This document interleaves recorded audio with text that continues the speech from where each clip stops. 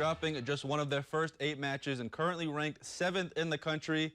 That's the UMD Volleyball team that will open up conference play on the road this weekend, traveling to Minot and UMary. While these two teams notoriously sit at the bottom of the barrel in the conference, the Bulldogs aren't looking at those previous stats.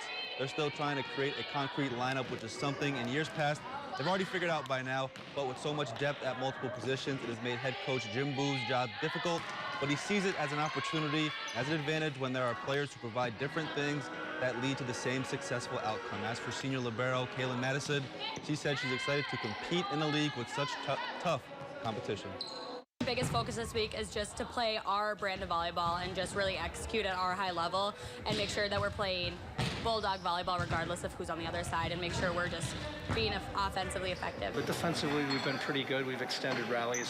So if you can be a scrappy team that can defend well and then also be efficient on the offensive side, that's when you start putting together some pretty special things and you can win a lot of matches. Bulldogs depart tonight for their lengthy road trip to North Dakota. First serve against UMary is tomorrow night at 6 o'clock. And of course,